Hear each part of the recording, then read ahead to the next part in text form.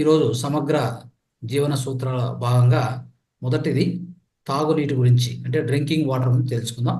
So దాని యొక్క జ్ఞానాన్ని తెలుసుకొని ఆ జ్ఞానాన్ని మన నిత్య జీవితంలో మనం అలవాటు చేసుకోవాలి. ఇంకా వేరే వాళ్ళకు కూడా తెలియజేయాలి. అదేంటంటే మనం బాగా గమనిస్తే మనం తాగేటువంటి నీరు మనకు ప్రధానంగా ఒకటే ఒకటి. మనం దేహాన్ని ఆరోగ్యంగా పెట్టుకోవాలంటే 4 చాలా ఇంపార్టెంట్. బాగా గుర్తుపెట్టుకోండి. ఒకటి వచ్చేసి స్వచ్ఛమైన నీరు, స్వచ్ఛమైన ఆక్సిజన్, స్వచ్ఛమైన ప్రాణశక్తి. ఓకే, స్వచ్ఛమైన ప్రాణశక్తి ఇదొకటి. స్వచ్ఛమైన పోషకాలు, పోషకాలు అంటే లవణాలు, విటమిన్స్, తర్వాత ఇవన్నీ కూడా విటమిన్స్, లవణాలు అన్నీ కూడా దాని ఏమంటారంటే న్యూట్రియంట్స్ అంటాం. మామూలుగా పోషకాంశాలు అంటాం, పోషకాలు అంటాం, దాన్ని న్యూట్రియంట్స్ అంటాం. ఈ 4 ఇంపార్టెంట్, ప్రధానంగా గుర్తుపెట్టుకోండి. సో దేహం ఆరోగ్యంగా ఉండాలంటే, దేహం ఆరోగ్యంగా ఉండాలంటే ఏం ఆరోగ్యంగా ఉండాలి? మన లోపల జీవ కణాలు, సెల్స్ అంటాం, బాడీ సెల్స్. ఆ బాడీ సెల్స్ ఏవైతే ఉన్నాయో అవి ఆరోగ్యంగా ఉన్నంత వరకు ఏ అవయవం కూడా అనారోగ్యం గురి కాదు. గుర్తుపెట్టుకోండి. ఏ అవయవం అనారోగ్యం గురి కానంత వరకు మీ దేహం అనారోగ్యానికి గురి కాదు. ఏ వ్యాధి మీ దగ్గర రాదు. మరి దానికి ఏం కావాలి? ప్రధానంగా 4 ఇవి ఎప్పుడు కూడా గుర్తుపెట్టుకోవాలి.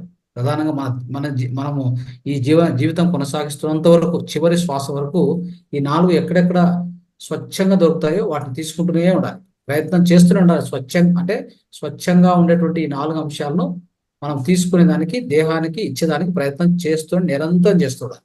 ఒకటి, స్వచ్ఛమైన గాలి ఇవ్వాలి, స్వచ్ఛమైన నీరు ఇవ్వాలి, స్వచ్ఛమైన అంటే అతి శక్తివంతమైనటువంటి ప్రాణశక్తి దేహానికి అందించాలి. 4 ఫైనల్గా వచ్చేసి 4వది లవణాలు, విటమిన్లు అంటే దాన్ని న్యూట్రియంట్స్ అంటాం. అంటే అది వచ్చేసి మనం తినే ఆహారం ద్వారా మంచి న్యూట్రియంట్స్ వస్తాయి. ఓకే, అలా చేయాలి. ఇలా ఈ 4 గుర్తుపెట్టుకోండి. ఇప్పుడు దీంట్లో స్వచ్ఛమైన గాలి అంటే ఈ రోజుల్లో స్వచ్ఛమైన గాలి దొరికేది చాలా కష్టం ఉంది. అంటే మన యొక్క సిటీస్లో కానీ అన్ని చోట్ల కూడా గాలి కూడా ఎక్కువగా ఏమైపోయింది అంటే కాలుష్యం అయిపోయింది. దాంట్లో ఏంటంటే మనకు ఆక్సిజన్ బదులుగా వేరే వేరే వాయువులు, విషవాయువులు చేరుకున్నాయి. కాబట్టి మనం తీసుకుంటున్న గాలి కూడా స్వచ్ఛంగా లేదు. కాబట్టే ఈ రోజుల్లో ఇన్ని క్యాన్సర్ వ్యాధులు, ఇన్ని జబ్బులు, ఇన్ని హాస్పిటల్ రావడానికి అదే ప్రధాన కారణం. అర్థం చేసుకోండి. కానీ ఇది అర్థం చేసుకోకుండా గవర్నమెంట్లు కానీ మనం కానీ ఇవి అర్థం చేసుకోవడానికి మనం ఎవరు ప్రయత్నం చేయట్లేదు. మనం ప్రయత్నం చేస్తుందంటే రోగం వచ్చిందా మల్టీ స్పెషాలిటీ హాస్పిటల్కి వెళ్ళాలి, ఏ మల్టీ స్పెషలిస్ట్ దొరుకుతాడు, డాక్టర్ దొరుకుతాడు, అతను ఎక్కడ ఉన్నాడు, ఇతను ఎక్కడ ఉన్నాడు, అంత బయట వెతకడమే. కానీ మన లోపల ఉన్న దేహాన్ని సరిగా, దేవుడు దేహమే దేవాలయం, మన లోపల ఆత్మనే దేవుడు అని అంటున్నాం. అంటే ఒక దేవుడు ఉన్నటువంటి దేవాలయం ఎలా పెట్టుకోవాలి? పరిశుభ్రంగా పెట్టుకోవాలి. ఇప్పుడు మీరు ఒక టెంపుల్కి వెళ్ళండి, గుడికి వెళ్ళండి, గుడి ఎట్లా పెట్టుకుంటారు? స్వచ్ఛంగా, హాయిగా, అంటే లోపల పోతే ప్రశాంతంగా ఉంటుంది, ఎంతో శుభ్రంగా పెట్టుకుంటాం. అలాగా ఈ దేహాన్ని కూడా శుభ్రంగా పెట్టుకోవడానికి ప్రయత్నం చేయండి. ఆ శుభ్రంగా పెట్టుకోవాలంటే ఈ 4 శుభ్రంగా ఉండాలి. ఓకే, సరే. ఈరోజు మనం నీరు అనే అంశాన్ని తెలుసుకుందాం. ఓకే, గాలి స్వచ్ఛంగా లేదు, నీరు కూడా ఇప్పటికే కల్మషం అయిపోయింది. అయితే కల్మషం లేని మంచి నీరును ఈ దేహానికి అందిస్తే అది ఈ దేహం అనేది అనారోగ్యం గురి కాకుండా ఎప్పుడు ఆరోగ్యంగా ఉండడానికి ప్రయత్నం చేయవచ్చు. ఒక మూడోది వచ్చేసి ప్రాణశక్తి. ఈ దేహానికి ఎలా అందించాలి? మంచి నిద్ర, మంచి మెడిటేషన్ అంటే డీప్ మెడిటేషన్, లోతైన ధ్యానము, తర్వాత గాఢమైన నిద్ర, ఈ రెండింటి నుంచి అందించవచ్చు. తర్వాత పచ్చి కూరగాయలు చెప్పాలంటే, తర్వాత ఇంకా చెప్పాలంటే ఏదైనా అంటే అంటే పచ్చగా ఉన్నటువంటి ఈ యొక్క కూరగాయలు, ఆకులు, ఆకుకూరలు, ఇట్లా ఇట్లా వాటి నుంచి మనకి మంచి ప్రాణశక్తి అనేది దేహానికి అంతూ ఉంటుంది. ప్రాణిక్ ఎనర్జీ అంటాం దాన్ని. అది కూడా కంపల్సరీ. తినే ఆహారము, సో పోషకాలు దాంట్లో ఎక్కువ ఉండాలి, న్యూట్రియంట్స్ బాగుండాలి. సో మనకు కావాల్సినటువంటి, దేహానికి కావాల్సినటువంటి అన్ని మినరల్స్, విటమిన్స్ అన్ని కూడా దేహానికి అందిస్తూ ఉంటే దేహం ఎప్పుడు కూడా అనారోగ్యానికి గురి కాదు. అది అర్థం చేసుకోవాలి. Okay, right. సో ఇప్పుడు ఈ యొక్క స్వచ్ఛమైన నీరు గురించి తెలుసుకుందాం. ఈ నీరు, స్వచ్ఛమైన నీరు అంటే మీకు స్వచ్ఛమైన నీరు ఎక్కడ కనిపిస్తుంది తెలుసా?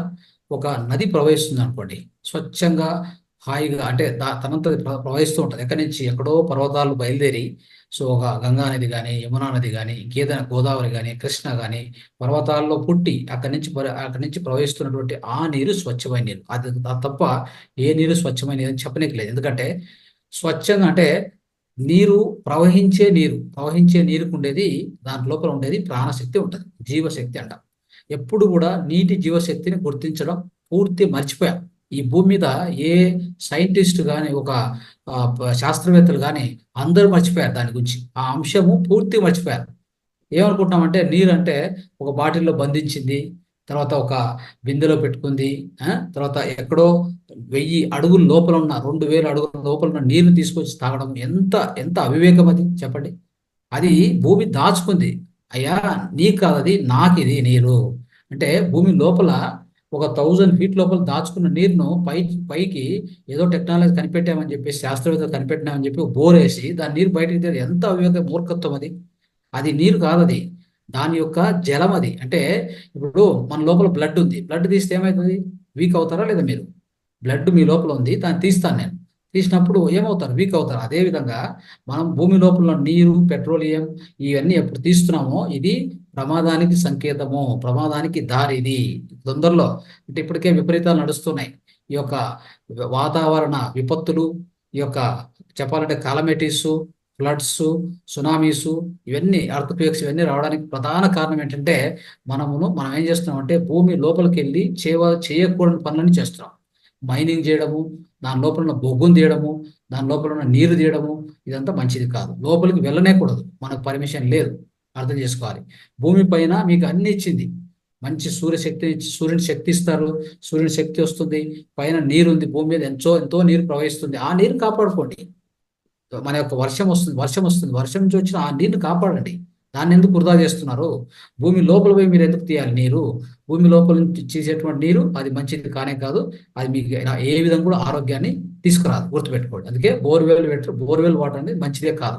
సరే, ఏమైనా కానీ ఈ రోజుల్లో మనకు నీరు అంటే మీకు బాగా గుర్తుండే విషయం, మీ ఇంటికి ట్యాప్లో నీరు వస్తాయి, దానికి ఒక ఆర్ఓ కానీ యూవి కానీ ఫిల్టర్ వేసుకుంటారు. ఆ ఆర్ఓ యూవి ఫిల్టర్ కూడా ఏముంటుంది? ప్లాస్టికే కదా.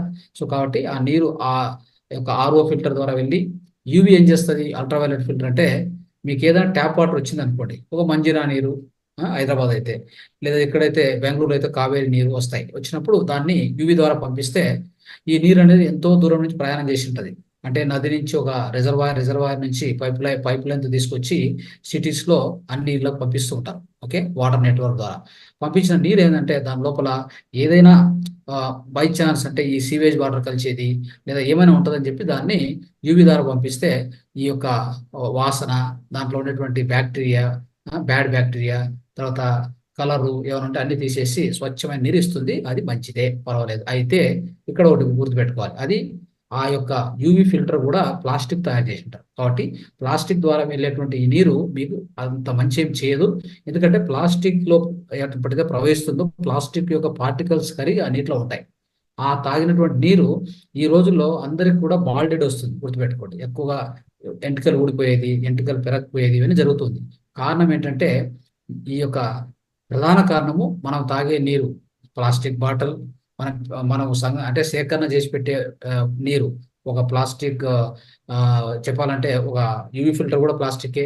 ప్లాస్టిక్ బాటిల్ పెడతాం, ప్లాస్టిక్ బాటిల్ తాగుతూ ఉంటాం. సో దీనికి కారణం ఏంటంటే ప్లాస్టిక్ నానో పార్టికల్స్ కలిసిపోయి అవి మనం తాగినప్పుడు లోపలికి వెళ్ళి మన లోపల చిన్న పేగు లోపల గోడలకు అంటుకుంటుంది. మనం తిన్న తర్వాత, జీర్ణమైన తర్వాత వచ్చినటువంటి దాని నుంచి జీర్ణమైన తర్వాత ఉత్పన్నమైనటువంటి పోషకాలు ఏముంటాయో అవన్నీ కూడా మన బ్లడ్లోకి సంగ్రహించుకోవడానికి అవకాశం ఇవ్వదు. ఏది? ఈ యొక్క చిన్న చిన్న పేగుల లోపల గోడలకు అంటుకున్నటువంటి ప్లాస్టిక్. కావున సో దీనివల్ల ఏమైందంటే సెలీనియం, కాపర్, జింకు ఇవన్నీ లోపిస్తాయి బాడీలో, ఆ మినరల్స్ అందకుండా తయారవుతుంది. అప్పుడు ఎయిర్ ఫాల్, తర్వాత అంటే ఎంట్రుకలు ఊడిపోవడం, తర్వాత హార్మోన్ ఇంబ్యాలెన్స్ అవుతూ ఉంటుంది. కాబట్టి సాధ్యమైనంత వరకు ఈ నీటిని ఈ ప్లాస్టిక్ లో పెట్టడం ఆపేయాలి. ఓకే, సరే. సో ఈ విధంగా అంటే యూవి ఫిల్టర్ కానీ ఆర్ఓ కానీ ఇవన్నీ మోడర్న్ గా నవీన యుగంలో చేసేటువంటి మెథడ్స్ కదా. అయితే మీకు ఒక ప్రాచీన ఒక మెథడ్ చెప్తాను. ఈ నీటిని ఎలా శుద్ధి చేసుకోవాలి, అది ఈరోజు తెలుసుకున్నటువంటి మెయిన్ అంశం. అదే మనం తెలుసుకోబోతున్నటువంటిది అదేంటంటే మీ ఇంట్లో సాధ్యమైనంత వరకు నీటిని మీరు యూవి ఫిల్టర్ ద్వారా వచ్చిన నీరు కానీ, బోర్వెల్ నుంచి వచ్చిన నీరు కానీ, ఏదైనా కానీ మీరు చేయాలనుకున్న శుద్ధి చేసుకోండి. అంటే ఎలా శుద్ధి చేసుకుంటారు? కొంతమంది ఆ నీటిని కొద్దిగా కాంచి చల్లారుస్తారు కదా. ఆ కాంచి చల్లార్చండి. ఏదంటే యూవి ఫిల్టర్ నుంచి వచ్చిన నీరు తీసుకోండి. ఏదైనా ఒక 20 లీటర్ తీసుకోండి, ఫర్ ఎగ్జాంపుల్, ఉదాహరణకి. తీసుకొని మీరు ఒక 20 లీటర్ల ఒక కాపర్ పాత్ర, అంటే రాగి పాత్ర మీ ఇంట్లో ఉంటే దాంట్లో నేరుగా మీరు సేకరించండి. ఓకే, దాంట్లో రిజర్వ్ చేసుకోండి, స్టోర్ చేయండి. లేదు అక్కడ కాపర్ అంటే ఈ యొక్క తామ్రద పాత్ర అంటే రాగి పాత్ర లేదు అంటే ఒక స్టీల్ పాత్ర తీసుకోండి. దాంట్లో ఒక 20 లీటర్లు పోయండి. పోసిన తర్వాత స్టీల్ పాత్రలు అయితే ఒక చిన్న రాగి ప్లేట్ కట్ చేసుకోండి. 3 ఇంచులు బై 12 ఇంచ్, 3/12 ఇంచ్ ఒక రాగి ప్లేట్ కట్ చేసుకొని ప్రతిరోజు నైట్ ఆ నీరుని పోసిన తర్వాత ఆ లోపల ఈ రాగి ప్లేట్ పెట్టి ఆ రాగి ప్లేట్ నీటి క్లీన్ చేయండి, పెట్టండి. తర్వాత మూత మూసేయండి. పూర్తి రాత్రి అంతా ఉండిపోవాలి అది. పొద్దున్నే లేసరికి ఆ నీరు దేనిగా తయారై ఉంటుందంటే గుర్తుపెట్టుకోండి, ఆ దాన్ని ఏమంటామంటే నిర్మాణాత్మక నీరు అంటాం. అంటే స్ట్రక్చర్డ్ వాటర్. స్ట్రక్చర్డ్ వాటర్ ఎక్కడ దొరుకుతుంది తెలుసా? స్ట్రక్చర్డ్ వాటర్ దొరికేది నదీ నీరు. నదిలో ప్రవహిస్తున్న నీరే స్ట్రక్చర్డ్ వాటర్. అంత స్వచ్ఛమైన నీరు ఈ యొక్క ఈ యొక్క అంటే రాగి పాత్రలో నేరుగా రాగి పాత్ర ఉంటే దాంట్లో స్టోర్ చేసుకోండి, అది అత్యుత్తమ. లేదంటే ఒక స్టీల్ పాత్ర ఉంటే ఇలా చేసుకోండి. ఈ రెండిట్లో దొరికే నీరు పూర్తి నైట్ పెడితే పొద్దునకల్లా రెడీ. అంటే ఏది రెడీ? Structured water ready. అప్పుడు సిద్ధంగా ఉంటుంది. దాన్ని మీరు తాగడానికి, వంటకి రెండింటికి వాడుకోవచ్చు. దీని నుంచి ఏమొస్తుందంటే అత్యుత్తమైనటువంటి శక్తి వస్తుంది. తర్వాత దాని నుంచి మీకు కావాల్సినటువంటి ఇంకోటి, దీనిలో ఈ రాగి పాత్రలో పెట్టడం వల్ల కొన్ని విశేషాలు ఉన్నాయి. ఏంటంటే ఇదేం చేస్తుందంటే ఈ ప్లాస్టిక్ నానో పార్టికల్స్, ఏమైనా ఒక నానో పార్టికల్స్, వేస్ట్ పార్టికల్స్ ఉంటే అన్నిటినీ ఈ రాగికి ఉన్నటువంటి లక్ష్యం ఏంటయ్యా అంటే ఆ గోడలకి దాన్ని అట్రాక్ట్ చేస్తుంది. తర్వాత ఏమైనా కొన్ని వైరస్లు, మైక్రో బ్యాక్టీరియా ఏమైనా ఉంటే నీటిలో అన్నిటిని కూడా దాని వైపు అట్రాక్ట్ చేసుకొని ఆ గోడలకు అంటుకుంటుంది అనమాట.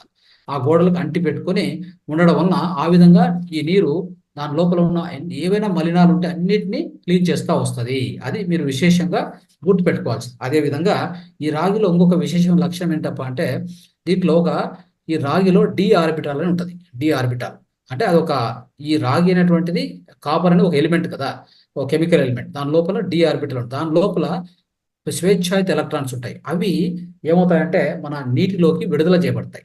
విడుదల చేయబడడం వలన ఏమవుతుందంటే మనకు ఆ విడుదల చేయబడడం వలన ఆ నీరు శక్తివంతమైన నీరుగా తయారవుతుంది. అది గుర్తుపెట్టుకోండి. సో తర్వాత ఏదైనా బ్యాక్టీరియా, వైరస్ ఏది కూడా ఆ నీటి లోపల ఉంటే అన్నిటినీ కూడా చంపేయడం జరుగుతుంది. ఇది ఈ యొక్క కాపర్ అనేటువంటిది అంత అద్భుతమైనటువంటి విషయము. అదేవిధంగా ఏదైనా కెమికల్స్ యాడ్ అయినాయి అనుకో ఆ నీటిలో, అవి కూడా ఏమైతాయంటే దాన్ని పూర్తిగా ఆక్సిడైజేషన్ చేసేసి దాన్ని ఒక గాలిలోకి వదిలేస్తుంది. అంటే ఆ కెమికల్స్ కూడా క్లీన్ చేస్తుంది. ఈ విధంగా ఒక స్ట్రక్చర్డ్ వాటర్ తయారు చేయడానికి అత్యద్భుతమైన మార్గం వచ్చేసి ఈ యొక్క కాపర్ వెజల్ అంటే రాగి పాత్ర. దాంట్లో నీరును సేకరించుకొని ఆ నీటిని మాత్రమే తాగుతూ ఉండండి. అయితే ఇంకోటి ఏంటంటే ఈ విధంగా చేసిన తర్వాత దాన్ని మళ్ళీ క్లీన్ చేసుకునే విధానం తెలుసుకోవాలి మీరు. అంటే ఈరోజు వాడుకున్నాం, 24 hours తర్వాత మళ్ళీ వాడుకునే ముందు ఈ చిన్న ప్లేట్, కాపర్ ప్లేట్ అయితే 3 ఇంచు, ఒక 3/12 ఇంచ్ ఉంది కదా, దాన్ని నీట్గా ఒక లెమన్ తీసుకోండి, దానికి కొద్ది ఉప్పు అద్దుకోండి, నీట్గా బాగా దాన్ని ఏం చేయాలంటే నీట్గా క్లీన్ చేయాలి. అంటే బాగా దాన్ని రుద్ది నీట్గా దాన్ని మళ్ళీ స్వచ్ఛమైన నీటితో క్లీన్ చేసి మళ్ళీ వాడుకోవాలి దాన్ని. అలాగా అదే కాపర్ పాత్ర అనుకోండి, కాపర్ పాత్ర గోడలన్నింటినీ ఇదే విధంగానే దీంతో, లేదంటే చింతపండుతో కూడా చేయొచ్చు. చింతపండు తీసుకొని దాన్ని చింతపండుతో బాగా రుద్ది దాన్ని అంతా రుద్దిన తర్వాత నీటితో కడిగితే అప్పుడు దాని గోడలకు అంటుకున్నటువంటి ఏవైనా మలినాలు, ఇక ఇప్పుడే మీరు ఇంతవరకు వాడుకున్నారు కాబట్టి ఆ నీటిలో ఉన్న అన్ని మలినాలు తొలగించింటది, ఆ గోడలకు అంటుకుంటుంది. అవి క్లీన్ చేసుకొని మళ్ళీ రోజు వాడుకోవాలి. అలాగే వాడుకుంటే మళ్ళీ మీకు వేరే రోగాలు వచ్చేదానికి అవకాశం ఉంది. కాబట్టి ఇది దృష్టిలో పెట్టుకోండి. ఈ విధంగా చేస్తే సో అద్భుతమైనటువంటి ఫలితాలు స్నేహితులారా. ఎందుకంటే ఈ యొక్క ఏదైనా కానీ, ఈ చింతపండు కానీ, ఈ లెమన్తో రుద్దడం కానీ, ఎందుకంటే దీనికి ఏముంటుందంటే దీని లోపల పర్టికులర్గా ఈ సిట్రిక్ యాసిడ్ ఉంటుంది. ఈ సిట్రిక్ యాసిడ్ అనేది కాపర్ ఈ పాత్ర ఈ ఉపరితలం మీద ఉన్న అన్ని మలినాలను తొలగించేస్తుంది. కాబట్టి ఫ్రెష్గా మళ్ళీ ఇంకో రోజు మనం వాడుకోవడానికి అవకాశం ఉంటుంది. ఇది దృష్టిలో పెట్టుకోండి. ఈ యొక్క అద్భుతమైన పద్ధతిని మన ఋషులు మునులు అందరూ చేసేది ఇదే. మన ఋషులు మునులు ఏం చేస్తారు, వాళ్ళకి మీకు మనకు అందుబాటులో ఉన్నట్టుగా యూవి ఫిల్టర్ ఇంకోటి ఉండదు. వాళ్ళ కమండలం ఉంటుంది, అది కాపర్ కమండలం. దాంట్లో ఆ నీటి పెట్టుకునే వాళ్ళు తాగుతూ ఆ విధంగా ముందుకు వెళ్తూ ఉంటారు. ఇది మనం దృష్టిలో పెట్టుకోవాలి. ఓకే, సో ఇది అద్భుతమైనటువంటి విధానం. అందరూ మీరు దీన్ని పాటిస్తారని చెప్పి, సో తర్వాత అందరికీ దీన్ని పంచుతారని చెప్పి భావిస్తూ